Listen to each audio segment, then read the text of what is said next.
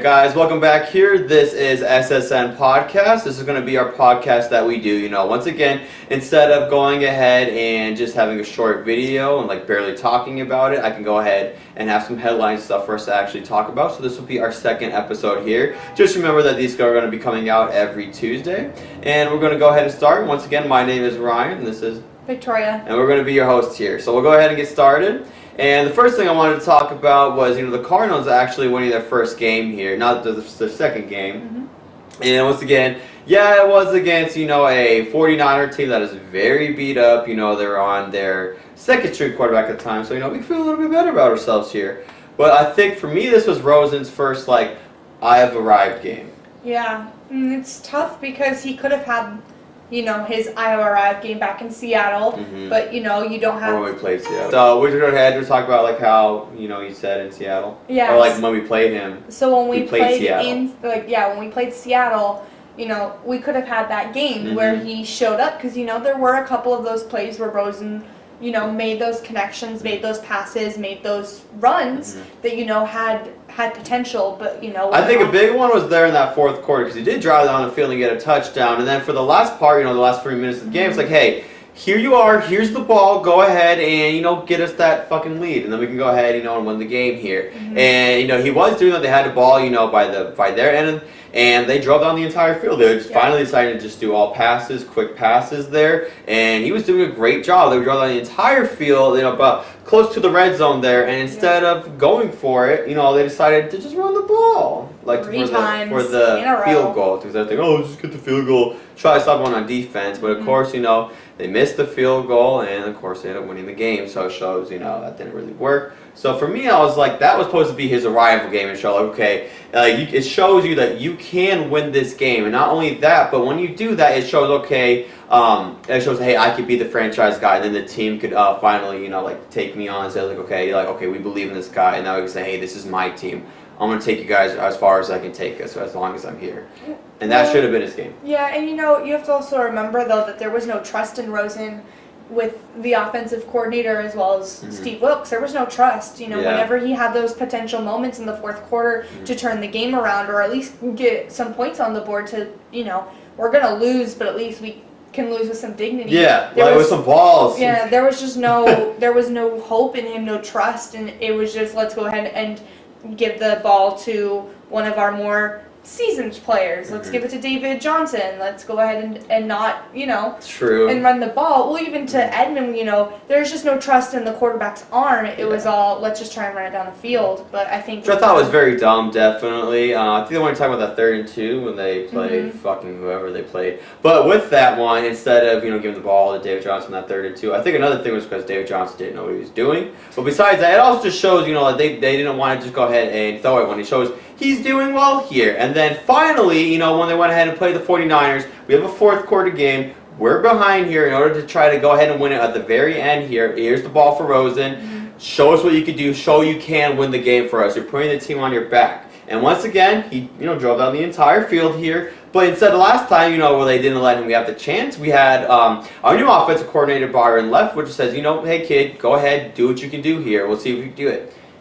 Yeah. Got the touchdown in the game, and then once again, they were able to win that game. And I think that was his first real, hey, this is my team here. I'll show you I can do what I could do, and then have the team follow up and go behind him to okay, this is our leader, this is our guy. Yeah, we definitely needed that win, but listening to commentators, listening to people talk about, the Cardinals. It's all about how every mistake just shows that we're a bad team. We're a bad team, and our quarterback's not good, and our running back's not good, and all of these different components where, I think we finally saw a little bit of a flashy hope at the end of the tunnel. Big time. That, that's going to be the case. But, real quick with, we're talking about Rosen as the quarterback. Today we just found out we went ahead and cut Sam Bradford. Said bye-bye to Sam Bradford. Bye-bye. I like you, but sorry. Yeah, how do you feel about that? I think about the Sam Bradford thing, I was like, if it does show, especially with Josh Rosen getting that, first I've arrived kind of game there, definitely not going back to Sam Bradford, especially if it's a lost season. It's 1-6, or I think we're 2-6 now. But that shows, you're definitely not going to be in the playoffs this year. What's the point in putting Sam Bradford in? I mean, you can get your rookie guy to actually, get some experience and help him get better and groom him here. I think there really wasn't a point in having him start, of course. I was like, okay, he could have made him a backup. But I think they went for the more cheap option, was just getting Mike Glennon to be the backup as well. He wasn't even, active list, he wouldn't have his uniform, the so he wouldn't last even been 3 able to play games he was anyway. inactive. Yeah, so I was like, if it's going to save you a bit of money there, definitely why not? So I was like, whatever. I mean, it sucks. I like Sam Bradford, yeah. but yeah. I mean, my point of I view think on he's kind of it. doomed to fail coming here. That's what I'm saying. With the shit coordinator. Yeah. Got the rookie quarterback with the crappy coach, which we didn't really know at first if he was going to be, but it shows definitely there wasn't any room there for him. We were listening to our local radio sports channel, and they were saying, every rookie head coach has an experienced quarterback, except for the Cardinals. So we're the only team that has a rookie quarterback and a rookie coach. Oh yeah, it definitely doesn't help. That doesn't help at all. But I also have to look at there are seasoned quarterbacks struggling this year. Yeah, definitely. I think any time you're going to a different offense, going to a different offensive coordinator, schemes and all that, it's going to be hard. There's going to be a little bit of learning curve no matter who you are. It's going to take some time there. Unless you're really smart. I mean, great, we got a draft pick, but we don't have a seasoned quarterback on our team. I think we got a draft pick out of him. We just took the dead out. No, out of Rosen. Oh, yeah, That's definitely. our draft pick. But I still think, you definitely should have got him anyways, because I was like, there's your fucking chance to go get a quarterback here. Yeah, I agree. I'm not saying that was an issue. I'm more saying, the fact that you no longer have a seasoned quarterback on your team, if something does happen, I mean, you're looking at Rosen being your franchise quarterback. You're looking at him taking you all the way, making this new transformation on a team. But, what are you going to do if he gets hurt? Even though you all were on the fence about Sam Bradford being hurt, you didn't even give him a chance to be our quarterback. I see what you're saying. It's definitely bad if if Rosen gets hurt. It's very bad. But the thing is, I was like, it's already lost season at this point. There's no more competing for that. At least I think so. And you do have Mike Glennon, who was a veteran quarterback for quite a while. He was a backup. He tried going to Chicago. Did not work. I think he'd be a good backup for sure. Expensive backup right now, but he's still serviceable there. And I think for me, though, once again, just going back to him having that game, do I think they're going to start competing very well and winning? No. But I think it just shows that he has the potential there. We play the Chiefs next. Probably not going to win that game for sure. I don't want to watch that game. But it just shows, okay, let's get some experience. Let's get this guy going. So it shows that he definitely has a chance to be that franchise guy. And I think the Cardinals should be doing everything they can. If you're the GM, Steve Keim, if you're Michael Bidwell, hey, we have a guy for the first time in a very long time. This franchise has a young franchise quarterback, which is what his potential has. He showed the potential there. Yeah. I would think you better get the best coach around him. Maybe let Will Scholars have to compete. And you're going to want to put the best players around him to help him out as well. So that should be the number one priority. I think so. And I think another thing, moving on here, would be for a franchise quarterback, what makes a good one is even if you have one good year, because there's a lot of quarterbacks who had a great rookie year and everything like that, I wouldn't really say until you could have at least 2-3 years of consistent and good play for me to see if you're a good quarterback. Yeah, and I mean, right now there are a lot of good quarterbacks out there, but there's only a couple big name franchise quarterbacks right now out on the field, which is kind of surprising. This, after so many years of football, we only have I think maybe 6-7 franchise quarterbacks at the moment. On Rodgers, Breeze, Brady, stuff like that. Andrew Luck, I think, if he's not hurt. Yeah, I mean Matt Ryan's coming up there, and I mean Mahomes can become that. Yeah, that's the other thing is the potential with Mahomes. I was like, I think he could, but once again, that's just 2-3 years. Because I think a big reason, say RG3 and all these guys is say they have this great years because no one's really played them. They don't really have a lot of film on him, and then they kill it for that first year, and the next year.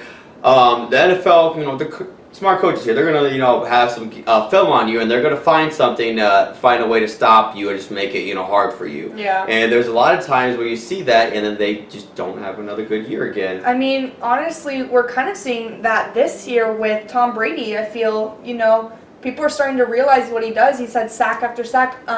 the Steelers quarterback.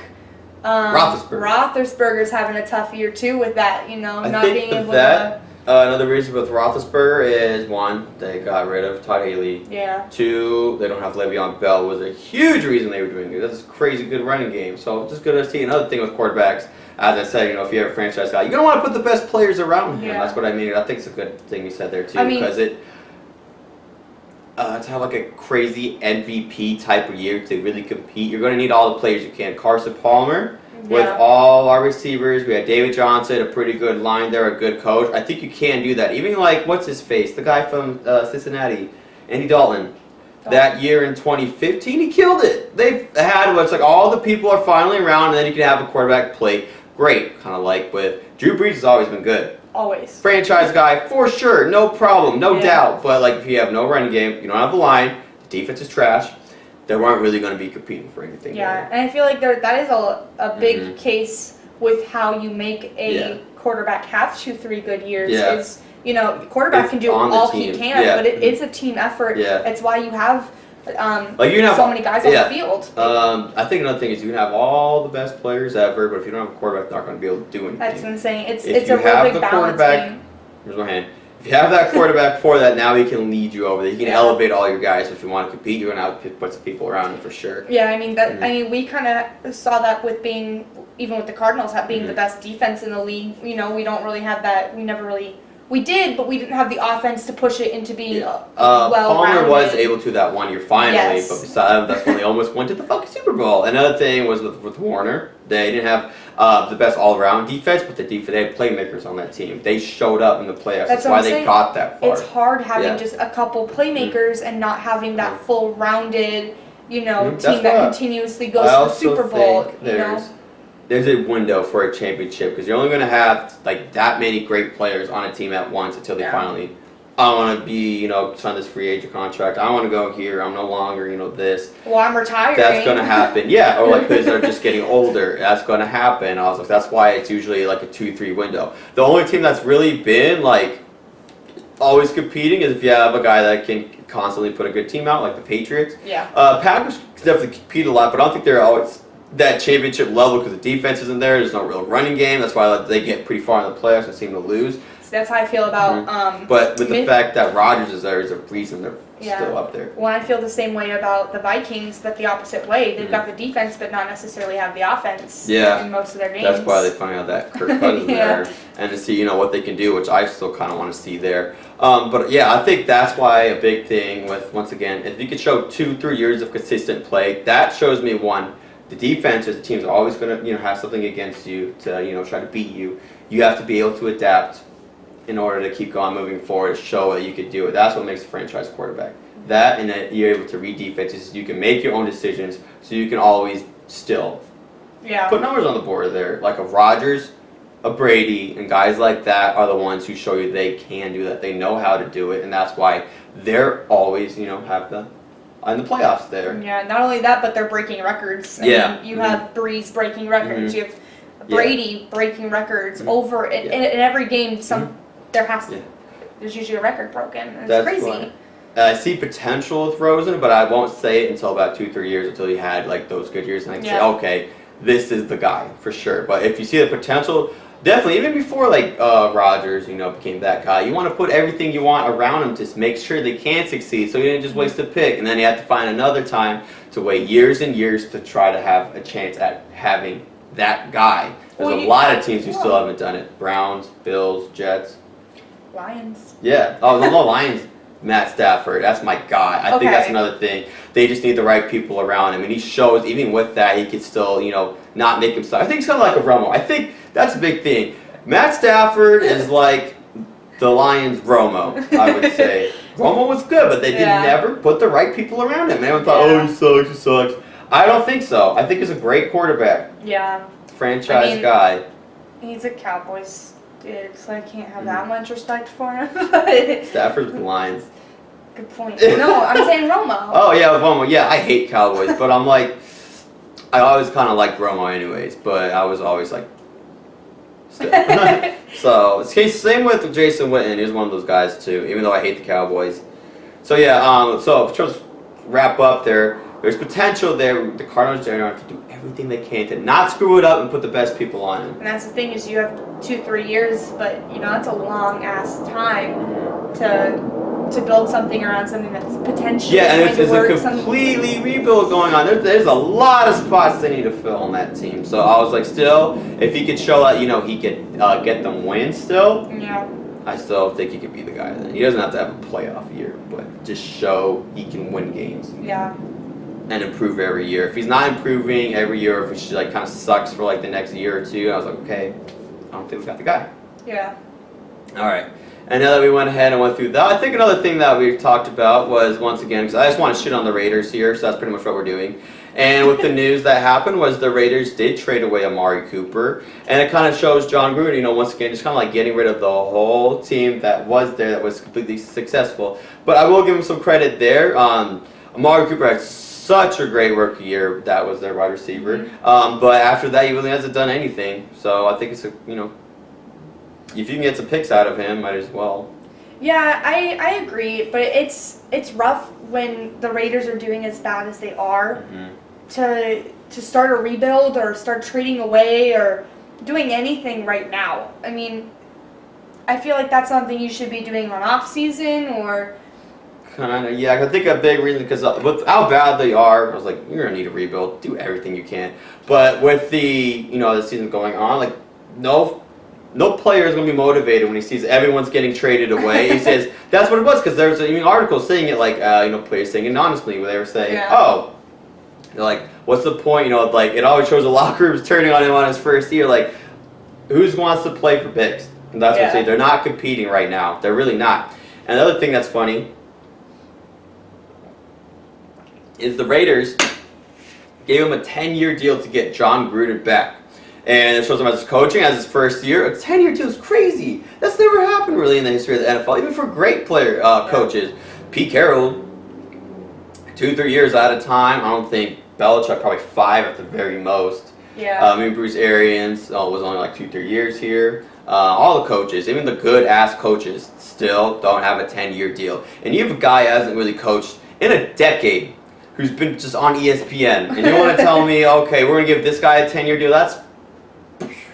So they went ahead, they took that gamble, and already that first year, it's going awful for him. Yeah. And the thing that I think is funny about Gruden going over there is he had it made. He was on ESPN, everyone, he has the personality to do it, and he kind of left. Really the only kind of good years he had was with 2 or 3 years with the Raiders, I believe, and then the year after that he went to the Buccaneers, who already had a team built. And he just took that team to the championship. They already were pretty close. Yeah. Besides that, the rest of the year he's just been a middling coach. That's why he stopped coaching. And now that he went ahead, he took him to the ESPN. Now everyone thinks he's this messiah. And he has all this stuff where he had a great TV career for the most part. And it looks like his perception has changed for him being a great coach. And when he went ahead, tried it out. Now he keeps saying all the shit that he does to get the media to like him. But I was like, dude, you suck. It's funny. But I was like, that just kind of shows why, if I was a Raiders fan, I'd be pissed off. Yeah. You're already leaving to Vegas, so they're trying to do whatever they can to put butts in seats, and now they do a dumb thing like that. Like, the potential they had in almost 2 decades when you had Carr, Khalil Mack, and everyone. It showed that we have a chance of being a pretty consistent, good team here. And that's huge because the Raiders are a huge market. Ginormous. Yeah, exactly. So I was like, if you have that, you could be good, and it shows Gruden. But I guess if you want to talk about his in defense of Gruden, say if he does have a 10-year deal here, and so that's not going so well, I was like, I would just get as much picks as humanly possible, so I can go ahead and build the team I want. Because if it shows they want a 10-year deal, might as well just try to do what you can and think long term here. But also, it's just. You got a lot of time to figure out what's good and what's not. Yeah. And definitely, 10 years is a long time to build and rebuild and tear it down I think and rebuild owners it think again. you still fire you, but you're still going to get your money. But I think, because it's still not guaranteed 10 years, I was like, even with that first year here, he's already kind of in the hot seat if it wasn't for that huge contract. I'll be like, do I even want this guy? He took away my whole team. And so I still think you definitely get 2 more years guaranteed here. But I think Do you want the damage control? Like, is this guy just going to keep screwing things up here, just make my brand look bad? Or do you go ahead and try to get rid of him? I think definitely because you made the dumb idea to give him 10 years. You kind of just stuck in there. I don't get what was going on in anyone's head when they thought that was a good idea. It's never been done before. Why do you think now is the time to trust someone? Yeah. And I think another thing is, say we have, you know, we could have the excuse of, oh, I don't have my guys. You know, I don't have the right things here.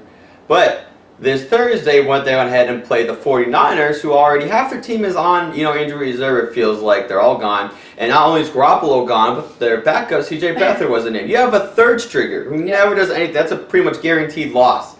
The Raiders, who have Derek Carr, their starter, and then, yeah, they did trade some players here, but if it shows, like, hey, we're not completely, like, in disarray like the 49ers are, and, like, you're still trying to compete here, they get completely blown out by the third string. I'm like, that kind of shows you all is like, this guy probably isn't the guy for you. I think that game, kind of like with Mike McCoy with the Cardinals here in his one, they say, okay, here's a team you did coach for, and you know what they like to do, and like this is your hot seat. Like if you don't do anything here, we're gonna have to can your ass.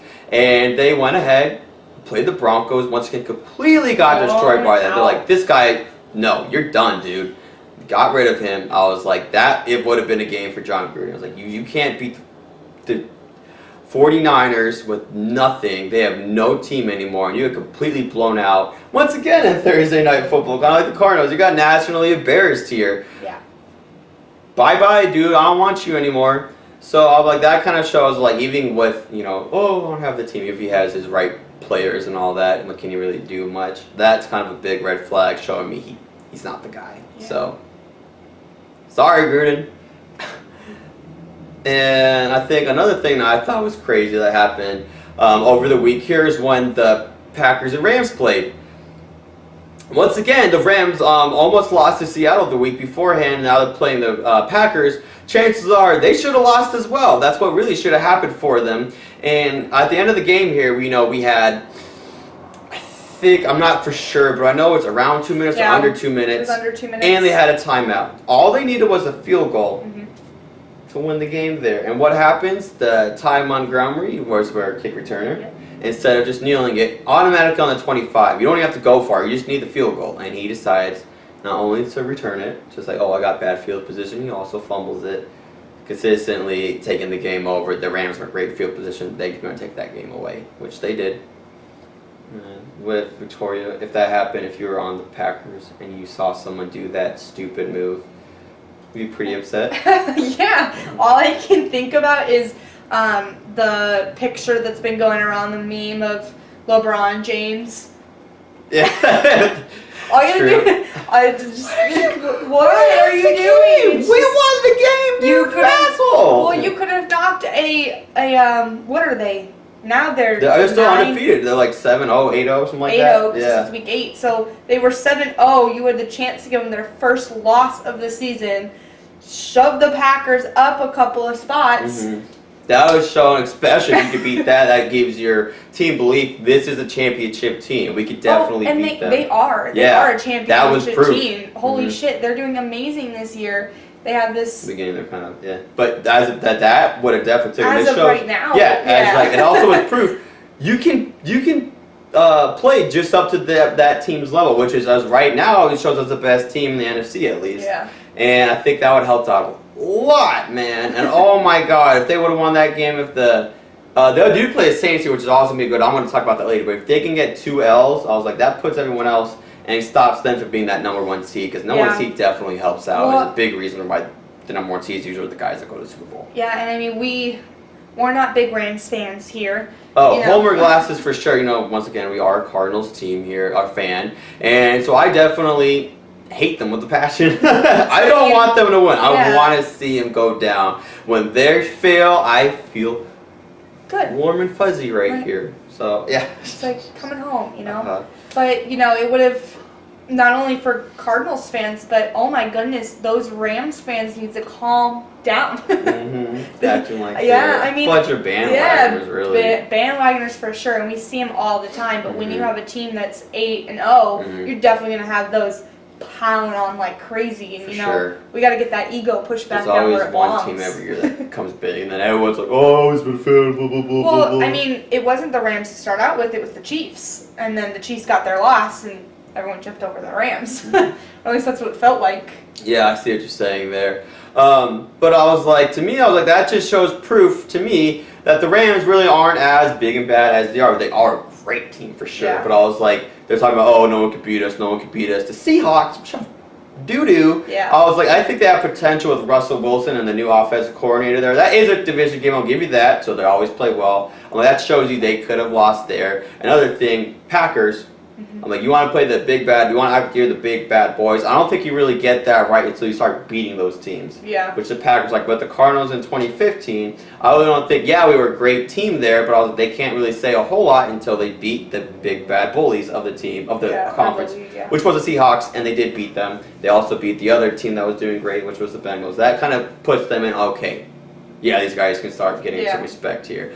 The Rams want to act like that without really beating a whole lot of great teams. They really have not. I don't think they have. And, well, now they do because they beat the Packers, but they shouldn't have. But I think that just shows, hey,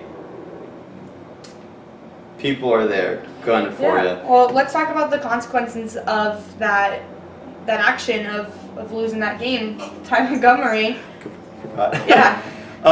So, as you know, once again, there's always articles, people that talk with the players, and usually, something like that happens, they always say, oh, it wasn't that one guy's fault, it was a team, I could have done this, I could have done that, They all just went ahead and just piled on him, and they said, yeah, no, we're pissed off about it. Yeah, right it was Mean Girls State. Yeah. It was, back in high school, let's talk trash. And what I also heard, but I don't remember exactly what it was, but he messed up again, it was like a third down, something like that, he just didn't do his assignment, or he knew to do it, and he argued with it, and he didn't do it on the play, and they were already pissed at him. And then when he went ahead and did that, which, because the coaches also said to him, sometimes players think, oh, I can, if I see something here, I'm just going to try. The coach went ahead and they all said, just kneel it.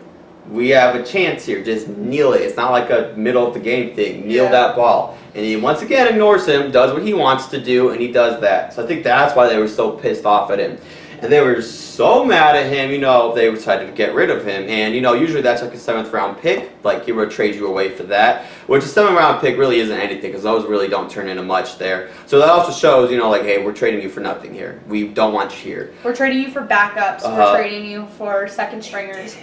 For a 2020, 2 years from now, they were going to get traded for a 7th round pick. I was like, if that's not one of the biggest FUs I've seen in a while from a team on a player, I don't know what is. Not only that, but whoever grabbed him doesn't want him all that much either, because they weren't really. Yeah, I was like, if you're saying, I'll definitely, but it's kind of smart if you're a GM from the other side. Yeah. I'm thinking, okay, I want a player, but I don't want to give up a whole lot. Yeah. If you say, hey, we'll give you this guy who was serviceable for quite a few years, Ty Montgomery. First he was a wide receiver, then he moved to running back because they had no one. Yeah. And he actually did pretty well. I was like, if you're saying I can get this guy for nothing for a 2020 7th round pick, I'm like, hell yeah, let's go and get him. Yeah. And I was like, cool. So I definitely do it. But I was like, that just shows from the Packers. And once again, no. And I was like, that's probably one of the biggest ones I've seen in a while where a team just straight up, we hate you. We don't want you right now. Yeah, I mean, 2 years from now, oh my gosh. Wow. I can't even imagine being Ty Montgomery right now, and you can't. Obviously, there were some bad was blood, so obviously he was saying leaving. fuck you to the team. He's not going to a crap team. He's going to the Ravens, actually. That's where he got traded to, which are actually, for quite a few years, are showing they actually have some offense here going on, so it looks like they can compete more. They're fun to watch this year. They are. Usually, I like the Ravens, actually, because they hate the Steelers. I hate the Steelers. There's a lot of, common there. And usually it's just defense and the running game, and there's not a whole lot going on offense. The defense pretty much always wins the games. Probably they don't usually compete that high. And so to see them actually have a bit of an offense, it's fun to watch. Yeah. I think they have a bit of competition there now. And so also it says we see the Saints are playing them tomorrow, actually. Super exciting. That's a great game right there. And then so I would say to wrap that up, go Saints. I hate the Rams. And the last thing I wanted to just talk about that I saw was ASU was actually able to beat USC. Granted, USC's played pretty terrible this year, but as the ASU, there's been pretty bad these last few years here. To see that's some exciting stuff to see. Yeah, and then we were just listening. Well, we can't watch it because, we're poor. No, I would say more. It's just like in order to get like any game for college, sometimes you have to get this Pac-12 thing. I was like, really, why do I have to buy it? I want to see it. I was like, I can watch the football games. I can watch the basketball games. We have the service for it. It just wants us to do this dumb crap, and it just. To you, college sports and all that, to make it so hard just to want to watch them. But as we saw, they were able to beat USC at home, and I was like, that actually shows some improvement. They're beating Utah right now. Their coach, which is actually a good team, they're 6-2 right now compared to Pac-12 standards, so they're good.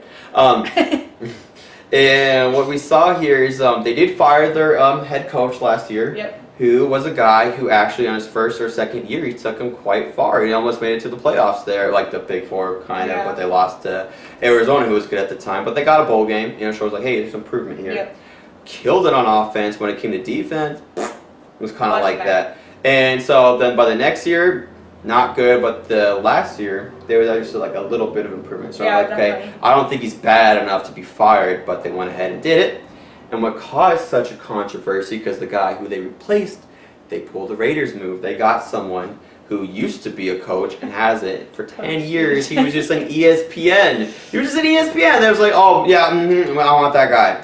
A big thing, so there's a lot of controversy around that. Like, is he even going to be good? And that guy, by the way, was Herm Edwards, who was the head. He did play quarterback, and in the NFL for about 10 years, and he was a head coach for the Chiefs.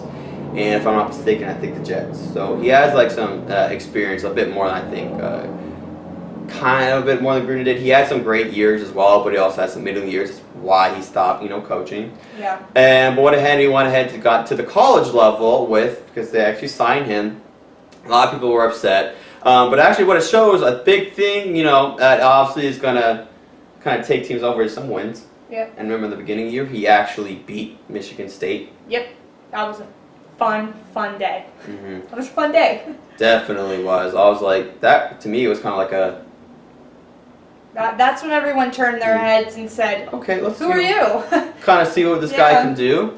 They kind of had some, I think they had close games pretty much, but they were never just able to pull them off. And once they did that USC game, they were able to beat them and show that, hey, we're getting there. Oh, a big thing for me on why he is doing good was he's actually improving the defense. Yeah. They're actually playing pretty well. They're not playing great because it was his first year, everyone needs to play, but there's improvement there. And that's huge for someone that they usually do not have. Yeah.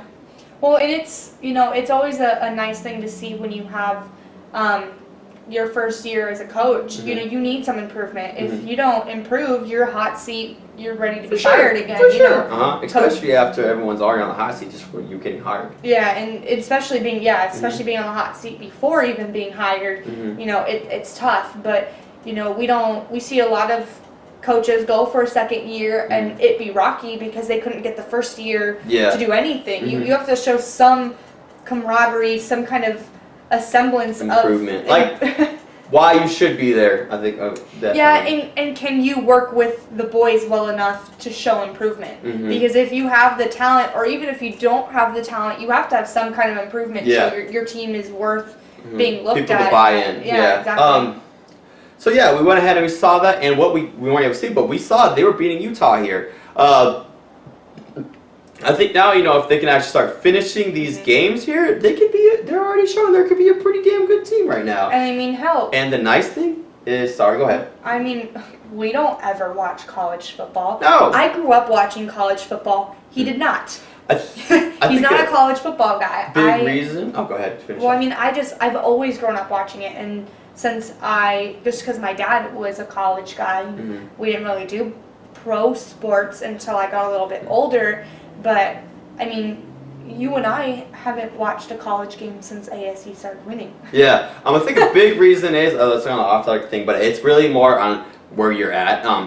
If you're in the South, you don't really have a lot of pro teams. That's not what you watch. You always just watch the college games. That's why SEC is so big. I think if you're in a state that does have a pro team, that's what you just naturally go towards. Because New York, it's great sports, stuff like that. they don't give two turds about college anything. Well, they want to watch the pros. They have good teams to watch. Well, they've got college teams like Yale and Harvard, and you're not going to have gonna football players come out of there. Sure. Definitely. So I think that's just kind of how that is. But I mean, a perfect example is my grandpa, Alabama. Yeah. That's where he's from. I do not care about college football. My dad is from Nebraska.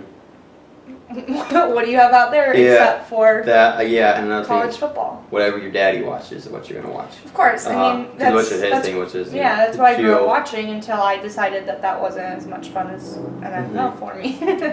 And I think the good thing also is that helps out with Herm Edwards is that Pac-12 sucks this year. No one's good. Gosh, it's like. It doesn't matter what number is next to your little name there. You've got to fight for every game right now. What would be crazy is, besides Utah, which is really their only pretty tough opponent there, it's just the other teams were really, there's a chance they can win, of course, but they're not doing real good either. And the teams that they have to play, probably going to lose to, is do you have a shot at actually taking off that Pac-12 championship, South Pac-12? Be the champion for that, and I was like, that would be crazy. That first year, oh my God, people buy in. Yeah. And also when it shows recruiters, because college is based off that. Is are you able to recruit for your team? Yeah. That would help out so much. Oh my Lord, and to see that Herm Edwards, this guy that actually was an NFL guy, it will make the good players want to come to your team. And if you have a good coach, oh my God.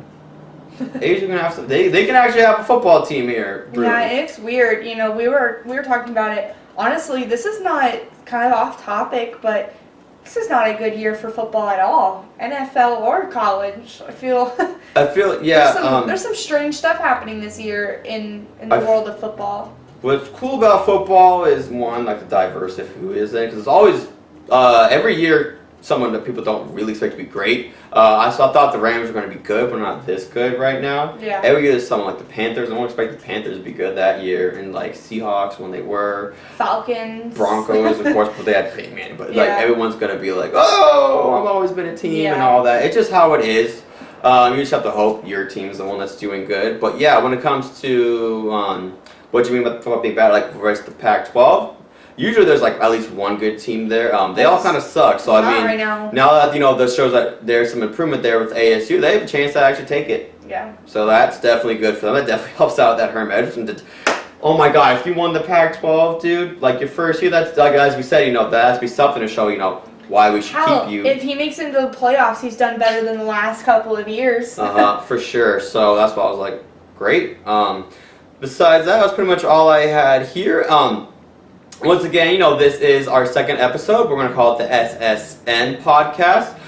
If you've watched this far, definitely, dude, thanks to you, showing, we can do this and then we can get that, because definitely what the podcast is for actually getting to sit down and talk about these topics, put our opinions on it. And definitely, so make sure to always like and subscribe on these videos and share them if you can. It definitely helps us out a lot. And down by the comments, if you have anything that you want us to talk about, I'm glad to gladly go ahead and do that for you. But besides that, do you have anything else? Mm-hmm. All right, my name has been Ryan. This is Victoria. And this has been SSN Podcast. Make sure to check us out every Tuesdays, and we'll see you next week. You killed it this day, today. And it's always a nice thing to see when you have your first year as a coach. Mm-hmm. You need some improvement. If you don't improve, you're hot seat. You're ready to be sure. fired again. For sure. Especially after everyone's already on the hot seat, just for you getting hired. Yeah, and especially being being on the hot seat before even being hired. Mm-hmm. It's tough. But we see a lot of coaches go for a second year and it be rocky because they couldn't get the first year to do anything. Mm-hmm. You have to show some camaraderie, some kind of a semblance improvement. of why you should be there, I think. Definitely. Yeah, and can you work with the boys well enough to show improvement? Mm-hmm. Because if you have the talent, or even if you don't have the talent, you have to have some kind of improvement so your team is worth being looked at. People to buy in. Yeah, exactly. So yeah, we went ahead and we saw that, and what we weren't able to see, but we saw they were beating Utah here. I think now, if they can actually start finishing these games here, they're already showing there could be a pretty damn good team right now. And I mean, hell. And the nice thing is, sorry, go ahead. I mean, we don't ever watch college football. No. I grew up watching college football. He did not. He's not a college football guy. Big reason? Oh, go ahead. Finish well, up. I mean, I've always grown up watching it, and since just because my dad was a college guy, we didn't really do pro sports until I got a little bit older. But I mean, you and I haven't watched a college game since ASU started winning. Yeah, I think a big reason is that's kind of an off-topic thing, but it's really more on where you're at. If you're in the South, you don't really have a lot of pro teams. That's not what you watch. Or you always just watch the college games. That's why SEC is so big. I think if you're in a state that does have a pro team, that's what you just naturally go towards. Because New York, it's great sports, stuff like that. They don't give two turds about college anything. They want to watch the pros. They have good teams to watch. Well, they've got college teams like Yale and Harvard, and you're not going to have football players come out of there. Sure. Definitely. So I think that's just kind of how that is. But I mean, a perfect example is my grandpa, Alabama. Yeah. That's where he's from. I do not care about college football. My dad is from Nebraska. What do you have out there except for that? And another college football? Whatever your daddy watches is what you're gonna watch. Of course, I mean that's his thing, which is that's what I grew up watching until I decided that wasn't as much fun as NFL for me. And I think the good thing also is that helps out with Herm Edwards is that Pac-12 sucks this year. No one's good. Gosh, it's like. It doesn't matter what number is next to your little name there. You've got to fight for every game right now. What would be crazy is, besides Utah, which is really their only pretty tough opponent there, it's just the other teams were really, there's a chance they could win, of course, but they're not doing real good either. And the teams that they have to play, probably going to lose to, do you have a shot at actually taking off that Pac-12 championship, South Pac-12? Be the champion for that, and I was like, that would be crazy. That first year, oh my God, people buy in. Yeah. And also when it shows recruiters, because college is based off that. Is are you able to recruit for your team? Yeah. That would help out so much. Oh my Lord, and to see that Herm Edwards, this guy that actually was an NFL guy, it will make the good players want to come to your team. And if you have a good coach, oh my God. They can actually have a football team here. Yeah, it's weird. We were talking about it. Honestly, this is not kind of off topic, but this is not a good year for football at all. NFL or college. I feel there's some strange stuff happening this year in the world of football. What's cool about football is one, the diversity of who is in, because it's always every year someone that people don't really expect to be great. I thought the Rams were going to be good, but not this good right now. Yeah. Every year there's someone like the Panthers. I don't expect the Panthers to be good that year, and Seahawks when they were. Falcons. Broncos, of course, but they had Bateman. But everyone's going to be like, oh, I've always been a team and all that. It's just how it is. You just have to hope your team's the one that's doing good. But when it comes to what do you mean about football being bad, versus the Pac-12? Usually there's at least one good team there. They all kind of suck. So right now that this shows that there's some improvement there with ASU, they have a chance to actually take it. Yeah. So that's definitely good for them. That definitely helps out that Herm Edwards. Oh my God, if you won the Pac-12, dude, your first year, that's as we said, that has to be something to show, why we should keep you. If he makes it into the playoffs, he's done better than the last couple of years. For sure. So that's why I was like, great. Besides that was pretty much all I had here. Once again, this is our second episode. We're going to call it the SSN podcast. If you've watched this far, definitely, dude, thanks to you, showing, we can do this and then we can get that, because definitely what the podcast is for actually getting to sit down and talk about these topics, put our opinions on it. And definitely, so make sure to always like and subscribe on these videos and share them if you can. It definitely helps us out a lot. And down by the comments, if you have anything that you want us to talk about, I'm glad to gladly go ahead and do that for you. But besides that, do you have anything else? All right, my name has been Ryan. This is Victoria. And this has been SSN Podcast. Make sure to check us out every Tuesdays, and we'll see you next week.